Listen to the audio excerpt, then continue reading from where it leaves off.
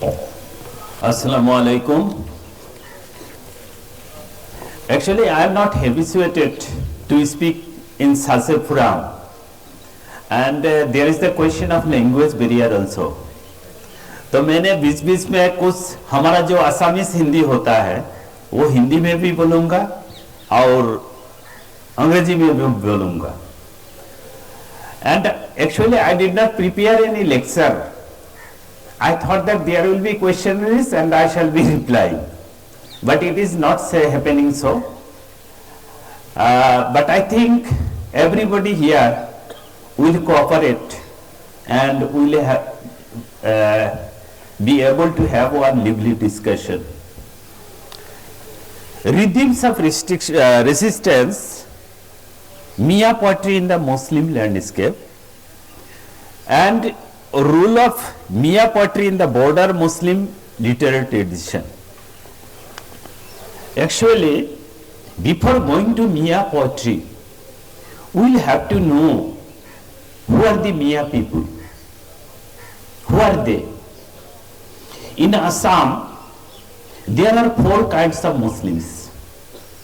One is indigenous Muslim or Assamese Muslim, those who came with the Mughals and they were captured, they settled in Assam.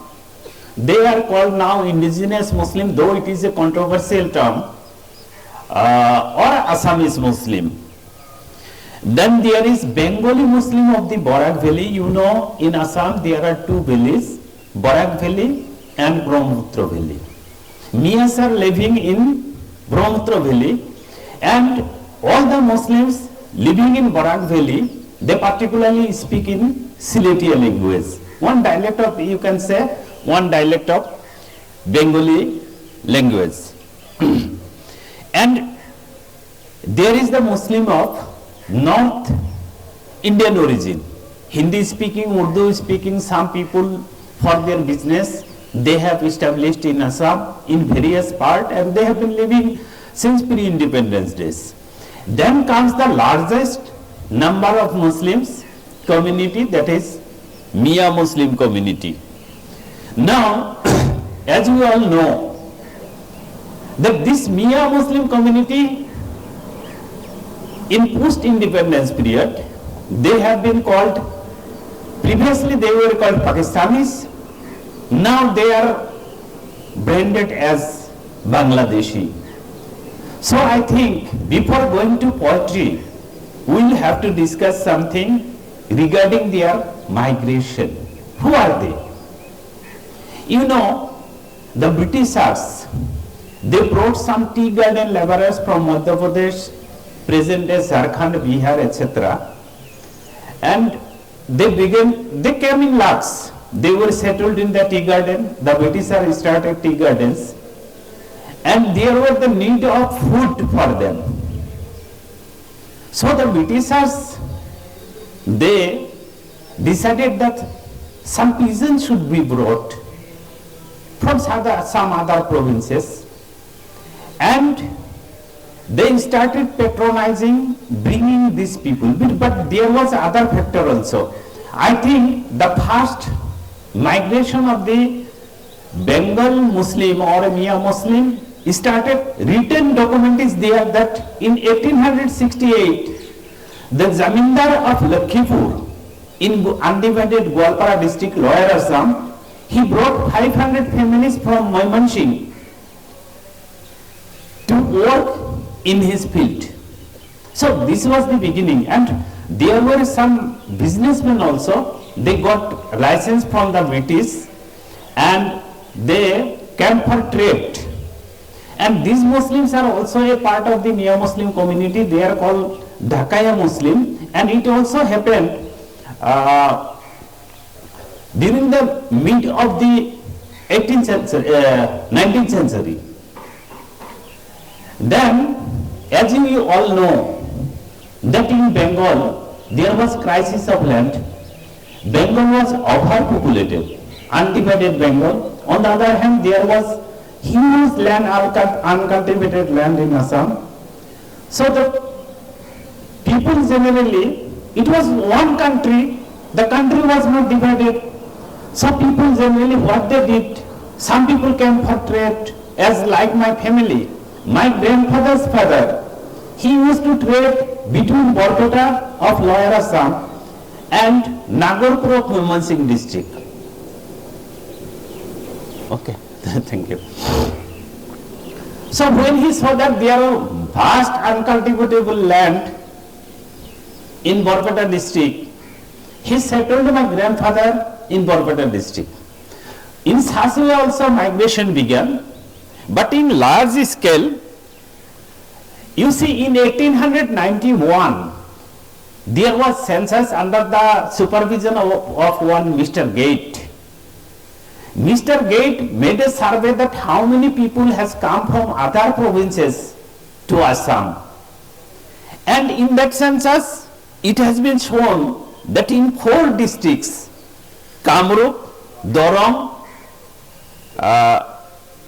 Nagaon and Gwalpara, in these 4 districts, in 1891 there were 85,207 Miya people, those whom we nowadays call Miya. In 1891, no question of division of India or nothing. Then Britishers began to patronize these people. They were brought by train, they were brought by steamship, and in 1921 there were 3,48,000 people of this community, and all these are census data. In 1931 it has been assumed that there were more than 5 lakhs of people of this community, and everybody tells about grow more food. There was food crisis during the Second World War, and to meet up this food crisis, Britishers brought between 1943 and 45 6,22,425 people.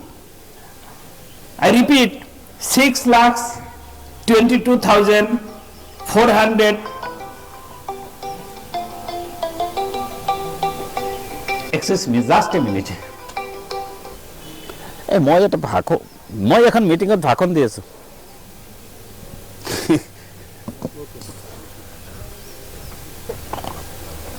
So, when India was divided, these 5 lakhs people of 1931 and 6 lakhs something and their descendants, they were in India. But what happened? In 1950, there was a rioting in Assam, and 268 people were killed in undivided Gwalpara district. And one famous writer of Assam, Hem Bodua, he has written in his book Red River and Blue Hills that 53,000 families were Muslim families were forced to leave Assam, and they went to the East Pakistan. And out of those 53,000 families, only 32,000 families could return before the census of 1951. I will have to narrate something regarding the history of this community if you don't feel bored, because before going to literature, we'll have to know the society also. So, these people did not return, could not return. Nehru-Liaquat Pact was signed.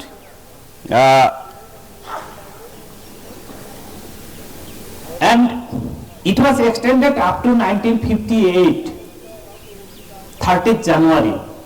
That up to 30th January 1958, anybody who has been forced to go to East Pakistan, they can return. So many people returned. One thing happened. That is, and another thing, in the census of 1951, in the census report of 1961, it has been written that many sandy areas and hilly areas were not covered in the census of 1951. And the census of 1951 is known as NRC. NRC will come later on. I shall speak on it, that also. So what happened? These people were left out. The people, out of 53,000 families, only 42,000 families could come. So these people were left out. A large number of people were left out. They could not come during the census. And the second thing is that the Miya people generally lives in the shore, river island, sandy land. So there were no census in 1951. So these people were also left out. So in the census of 1961, it has been seen that Muslim population has increased somewhat, not in large number. But then, if you read RSS in Action by Seshadri, it has been clearly written that then ABVP, they went to Gulzarilal Nanda and Sridhar Mallik, the then head of the Indian intelligence, and they convinced that, you see, lakhs of Muslims have migrated from East Pakistan to Assam. But actually there were people of Assam who has been forced to migrate to East Pakistan. And they convinced Gulzarilal Nanda, and as the Home Minister was convinced, there was one scheme. Prevention of infiltrators from Pakistan, PIP.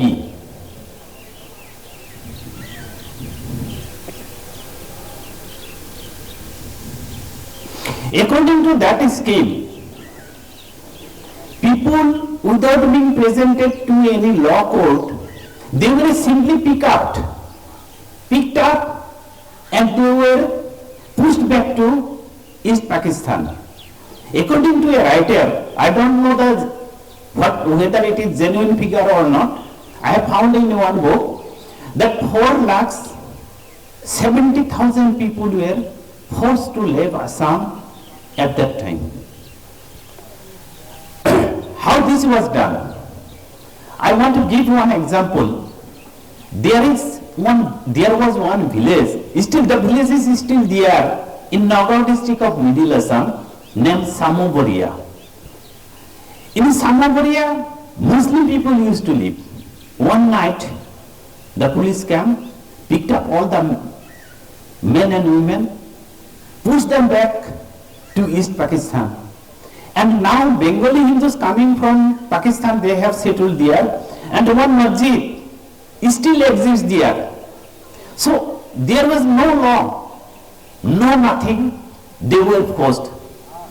Then came the Assam movement, and you know everything. I don't want to repeat all this, what happened during Assam movement, then the Assam Accord, then Kagos Dikhao, this NRC, this Ka, everything came to us. Now, let us go to the literary trend. Literary trend in Assam, particularly literature created by the Muslims.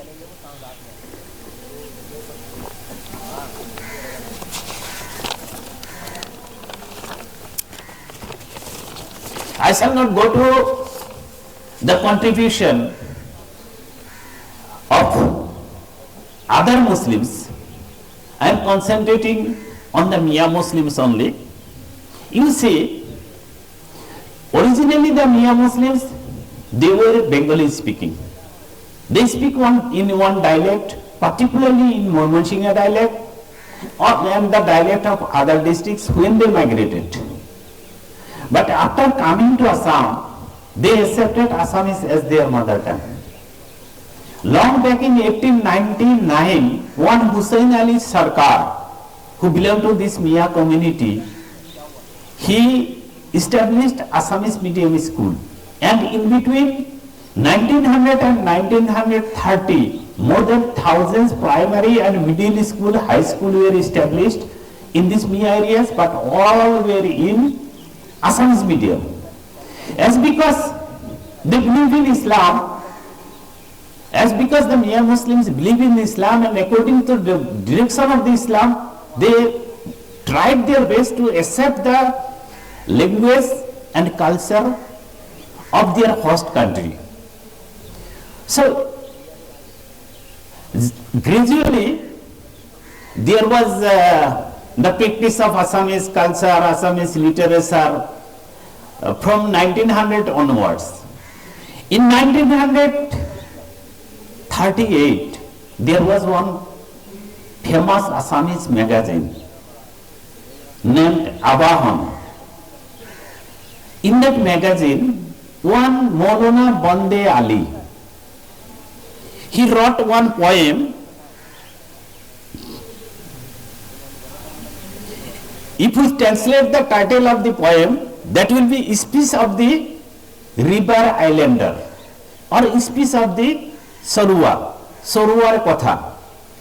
In that poem, he appealed to everybody that we have come from another part of our country and settled here. We want to be Assamese, therefore we should be accepted as Assamese.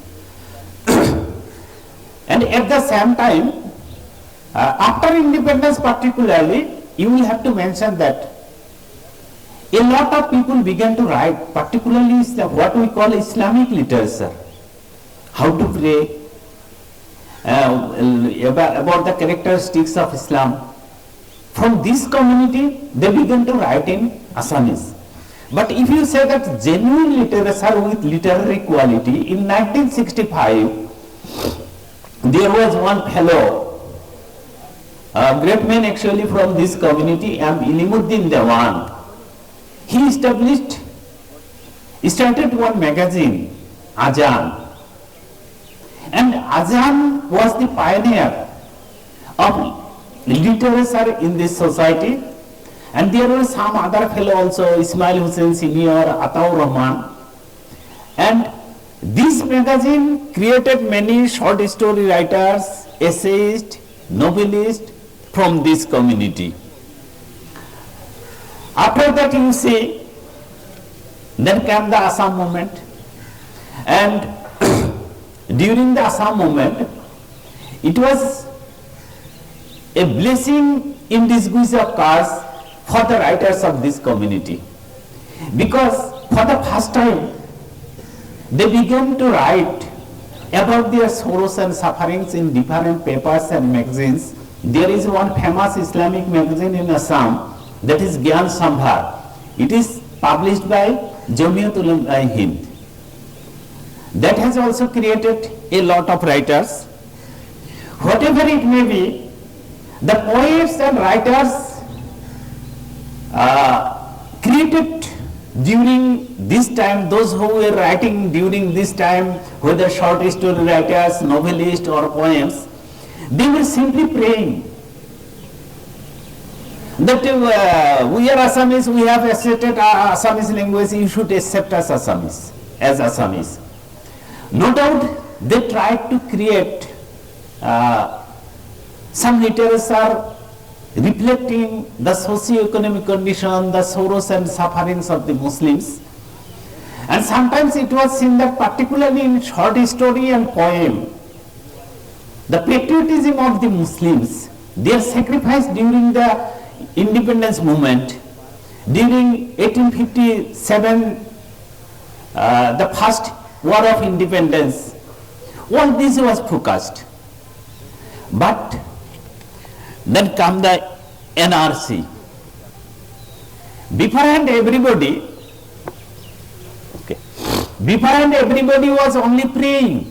Particularly if you go to the poems, famous poets like Khabir Ahmed, they were praying that I pray you, I beg to humbly submit before you that we are suffering like this, we are suffering from various problems, we are poor, we have no health care, etc., etc. But they never tried to assert their right. They did not demand that we have right, yes, we are equal citizen of this country. We should be given equal right. Why the government has been discriminating against us? This question was never raised. Then came the question of NRC. And in 2016, I myself was sitting in front of my desktop, and on that day I read poem of Mahmoud Darwish, Palestine, I am an Arab. Right, I am an Arab. And before going to sleep, I feel that what is the condition of the Muslims, particularly Miya Muslims in Assam? It is the same condition. So I simply imitated the poem and I wrote in my desktop, write down, I am a Miya. And I narrated the sorrows and sufferings. I posted it in the Facebook, and it was found next day that it has become viral. And some of our boys and girls, they also began to write poems following this. And this poetry, there was no language barrier for writing this poetry, what is called Miya poetry. Most of them are written in Assamese, but somebody has written their own dialect, what they speak at home. Somebody has written in, one girl is there, Wahida, she did PhD from Jamia Millia, she wrote in Hindi. Whatever language they liked, they wrote. And this was going, this undercurrent was going. More than 100 boys and girls were writing, and particularly in Facebook.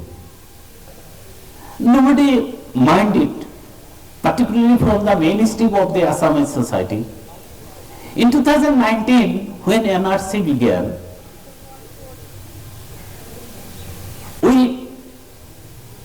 there was a video. I had recited my poem, Write Down, I am a Miya. That was picked by the Assam government. And 7 cases were filed against 10 poets in Assam for the first time in the history of literature of the world. Automatically there was reaction all over India, all over world, and all the media focused this. I don't think that we have done something very great, but the reaction was so strong against us. For continuous, for a week, the print media, the electronic media, they were revoking us. I can use the term revoke, as if we are something outcast. Why we have written this? The friends who were with us from other communities, even from Muslim communities, they boycotted us. Some of our boys and girls,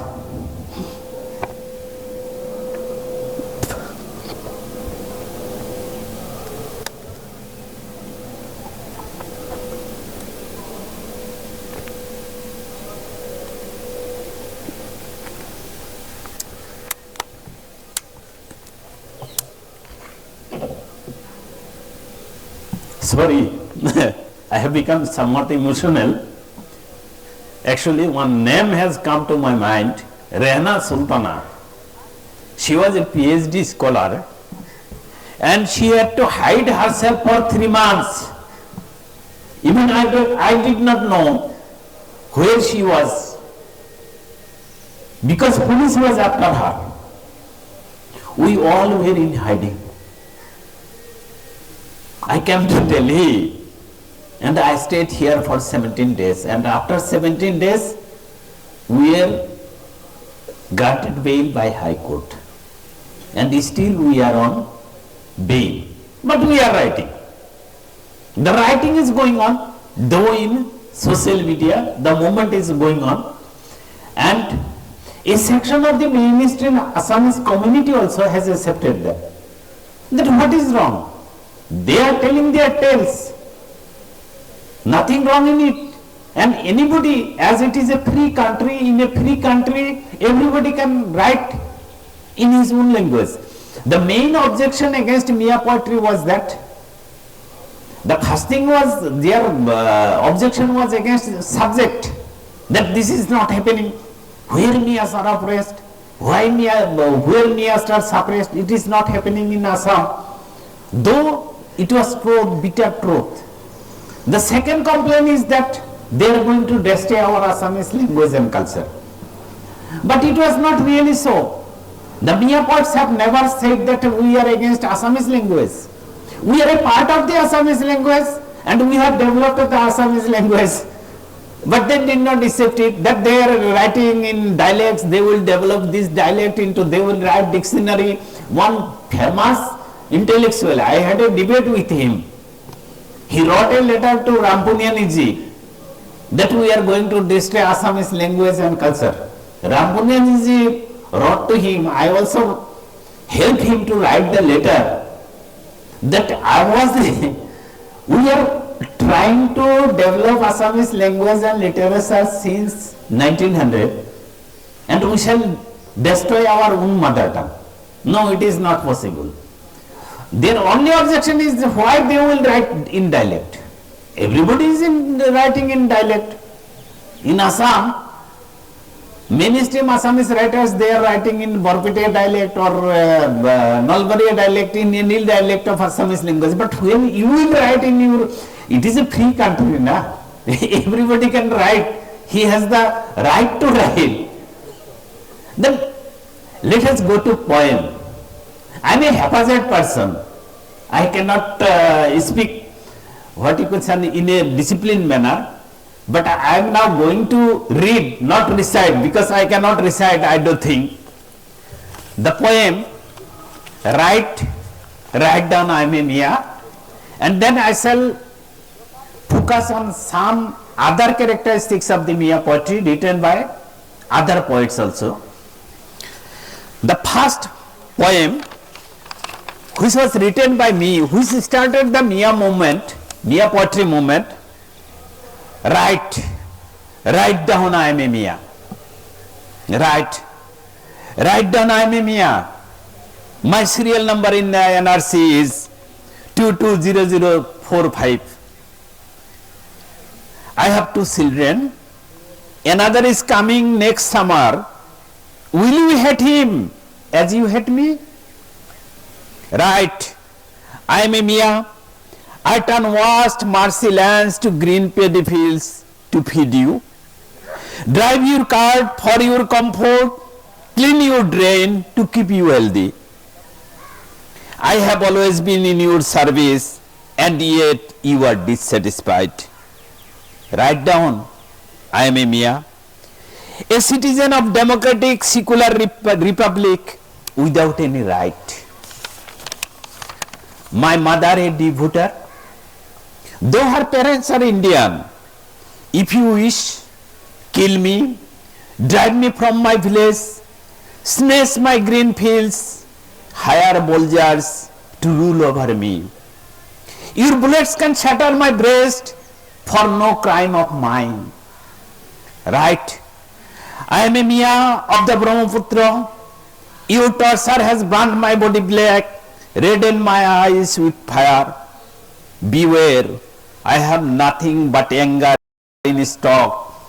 Keep away or turn into ashes. This was the poem which began the Miya poetry. Now, what are the characteristics of the Miya poetry and what are written there? I have noted some, but these are not complete. Anybody is writing on anything. How you can categorize all this?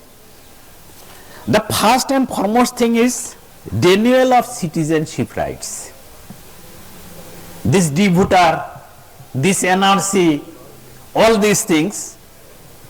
Then communal violence.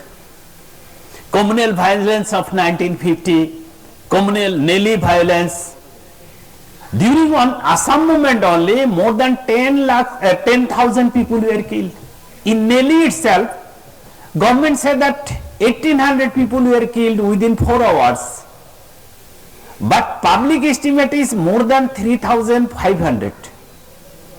If you visit, the people will tell that near 4,000 people were killed within 4 hours. Then there is another problem, river bank erosion.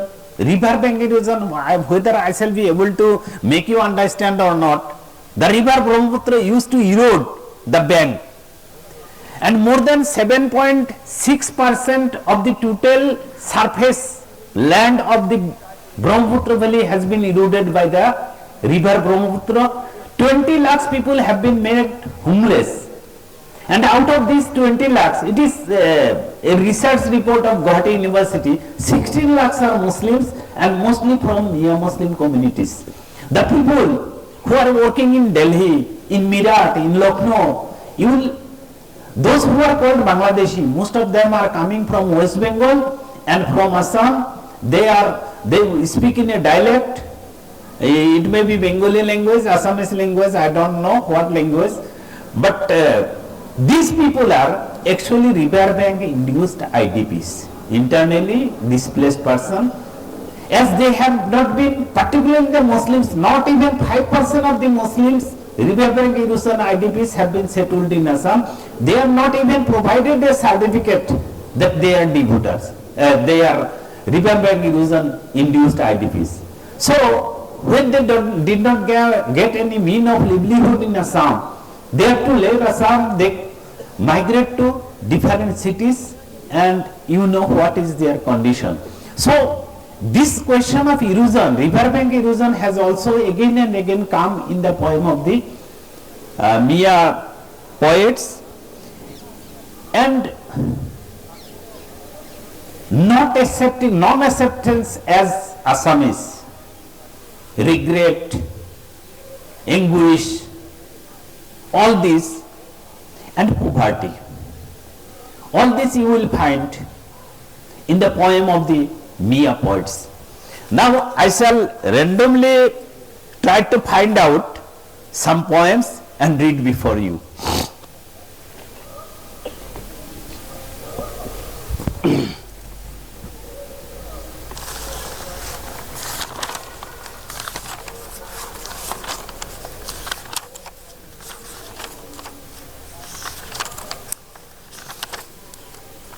You see, the communal violence in Assam has again and again find place in the poems of the Miya poets. In one poem, this land is mine, I am not of that land. This land is mine, but I am not of that land. Nobody is accepting me that I am Indian. Kazi Nil, a famous Miya poet, I am only reciting a few lines from his poem. The land where limb after limb is soft, and sand afloat the river, wherein 83 the executioners dance a shameless grisly dance of celebration. He refers to Nelly. Another poem by Abdul Kalam Azad. He is an associate professor in O.P. Jindal University now. He is a Miya poet. He has written a poem completely on Nelly.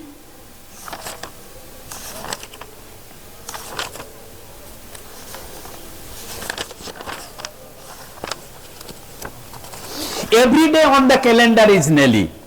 His poem, every day on the calendar is Nelly. I live with a strange dream, I cannot sleep. Night glitters and my heart flutters, my ears pop like rabbits. On this new moon night, I see every day on my calendar stained in blood. You have seen blood all your life. I tell my heart, why are you so scared of blood? I close my eyes. Another handful of fear rumbles in my belly. May is not marked in blood, the Beki's waters have washed it clean.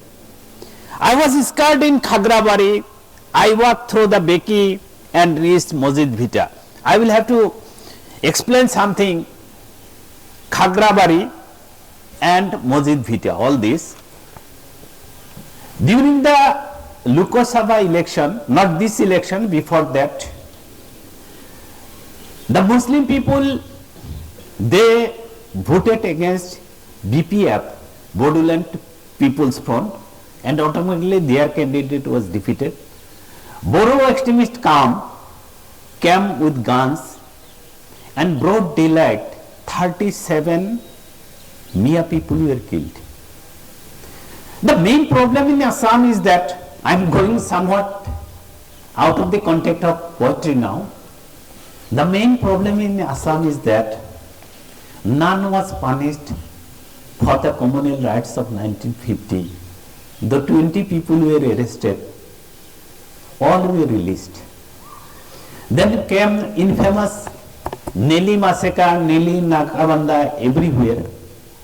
Nobody was punished. The politics of impunity. Then there was the riots in BTAD. 4 lakhs people were made homeless. They were forced to leave home. They took shelter in shelter camps. But nobody was punished for them. 134 people were killed. Muslim people were killed. But nobody was punished. And even after that, this circle of violence is going on. Yes, because everybody knows that killing these people brings no punishment. They are no people at least. They are like animals. You can kill them. No law will take action against you. So this is happening. This Khagrabari, in this poem, Abdul Kalam Azad has referred to Khagrabari in the sense that the fear of Nelly is still haunting us. And we don't know how long it will haunt us. Regarding Nelly and violence, there are a lot of references in the poems of Miya poets. I myself wrote one poem on Nelly, not Nelly, Bajbari. You see, in Palestine, now the condition of Palestine beyond imagination can be, but before 2 or 3 decades, Sabra and Satila, 2 government shelter camps were attacked and people were killed in Palestine. Likewise, nobody knows that in Assam in 1994, in the month of July, one government relief camp was attacked in Bajbari, and more than 100 people were killed, more than 300 people were wounded, but no action was taken against the culprit. I wrote one poem. I knew one vegetable seller. He used to come from BTAD, from Bajbari to Borpeta Road to sell his vegetable. While he was returning home after selling vegetable in Borpeta Road town, he was killed. Then I wrote this poetry, Fazal Miya of Bajbari. Do you remember Hafiz, Fazal Miya of Bajbari, short status Fazal Miya, medium complex Fazal Miya, who would sell vegetables in Borpeta Road and would be the last man to return home? Do you remember the green paddy fields, the madrasa and the shelter camp? Paddy fields, all the paddy fields were destroyed. The madrasa was destroyed at that time. So I have referred to all this. Calculating on the hazy slate of recollection, can you think why in his native soil Fazal Miya fell prey to the monsters? Can you tell me why and at whose instant the shelter of camp of Bajbari turned Sabra Satila? Can you say that in your land sheep, gods and Fazal Miya are not brothers? Why are you mocked, Hafiz, even after 34 springs? This is in imitation of Kedarnath Singh. He has one poem, such one poem in Hindi I have written. So the reference of violence are abundant. Nelly, Bashbari, BTAD are abundant in the poems of the Miya poets. Then you will find reference about the NRC, about the denial of citizen right, about the de-voter. What is de-voter? You see, only in Assam there is a strange system. One is either citizen or a foreigner. In between there can be nothing. But in Assam since 1998 this is going on. In between there is doubtful voters. If the police officials doubt that, yes, you are a suspected foreigner, they will send notice. You will have to prove in the foreign tribunals that you are an Indian citizen. The proof will be submitted, must be submitted by yourself. Totally against Indian law. And according to this, and there comes the detention center. When you will be judges at as a foreigner, as a Bangladeshi, you will be sent to the detention center, and you know, ये क्या कहा जाते हैं, ये तो कलंक है. This is the most shameless thing for a free democratic republic country, that there should be detention center that too detain some of their so-called suspected citizens. But this is going on. You will find reference to the de-vooters frequently in the poems of the Miya poets. In one of the poems of Ashraful Islam, he is now an MLA from Senga constituency, but he also writes about the de-vooters. Then I am going to that poem later on. One poem is there by Shahjahan Ali Ahmed on detention camp. The name of his poem is Detention Camp. I am reciting only one stanza of the poem. With you in her home, the women walked shyly among men. A man gathered folds of virility and wore them around the neck. What happens in the detention center?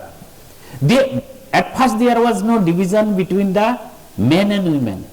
Men and women were kept together. So this has been reference. This has been referred here, and again you will find poems on de-vooters. My mother is a de-voter. A poem by Ashraful Islam. The sun is sinking, the red sky is turning black. I have to go very far. The road ahead is dark, very dark. Father has gone to the market. Mother has gone to the court. She has a case hearing. I am very far from home. There is nothing to eat at home. The poor get government rice. Our mother has a de-vote. So the rice for the poor is not for us. If anybody is considered as de-voter, he cannot have any citizen right. Our sister has dengue, our brother is scrubbing glasses at the tea stall, and I, standing on the public road of a civilized society, cry. No one sees, no one hears, no one sees, no one hears. There are other characteristics of the Miya poetry also, but I don't want to make this boring lecture more boring. So I shall request from our dear audience, if anybody has any question, let us discuss. I have only given the outline. Discussion is the best way to find out what is right and what is wrong. It is not so that everything I am telling, from your knowledge, it may not be correct. So let us discuss.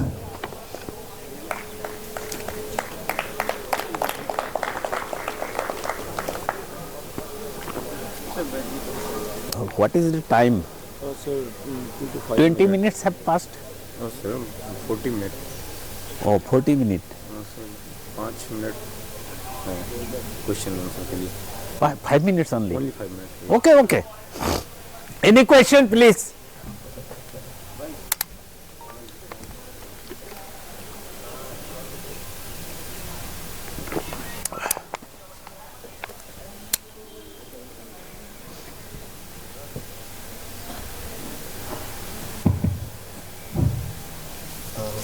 First of all, huge respect to you, sir, for all the resistance movement and all. You have said all the things about what happened in Assam and what happened to Muslims there. I just had a question that what could be the reason? What could be the reason of punishers, or what could be the reason to kill these people? What could be the main aspect of these people who are killing all these Muslims at Assam? What could be the powerful reason for what had happened for all these things? I just had this question in mind that there are hundreds of people who are killed, thousands of people who are killed, but there was no law and there was no cases against them. So what could be the killers thinking that? What could the action taken against them? What could be the killers thinking? Now the thing is that the politics of hatred is going on in Assam. In Assam it is so that if you are against Miyas, you will get food from other communities.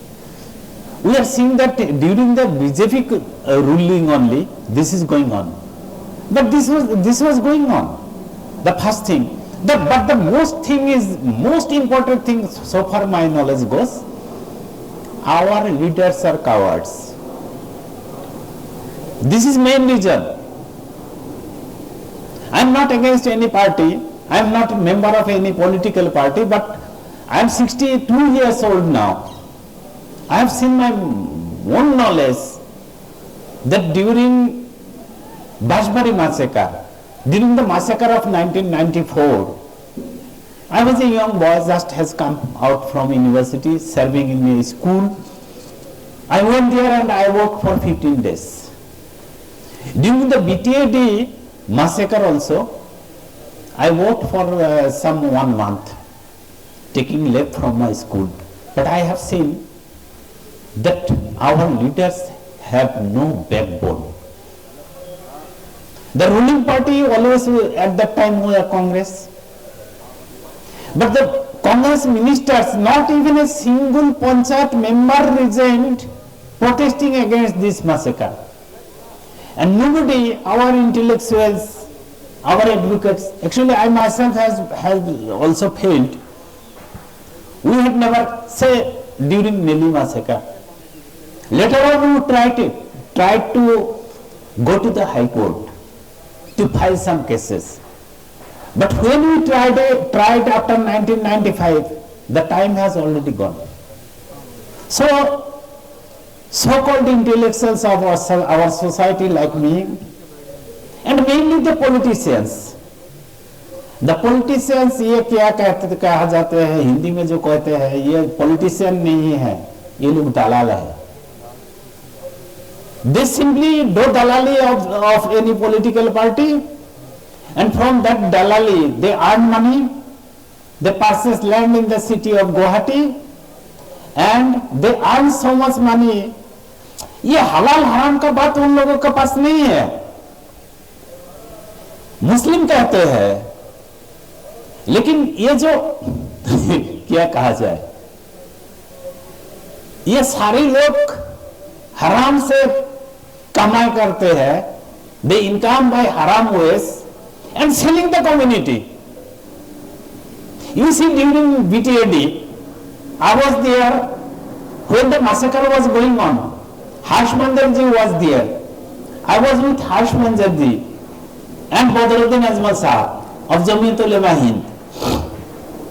For 1 week, government did not provide any food, anything to the shelter camps of the Muslims. It was these people who helped. But there were more than 8-9 ministers, Muslim ministers, even from this Miya community. What grass they were cutting, कुछ नहीं किया था, लेकिन उन लोगों को हम लोग वोट कर रहे हैं. So I think the leadership has failed, and they always try to, even the Congress, they try to divide people.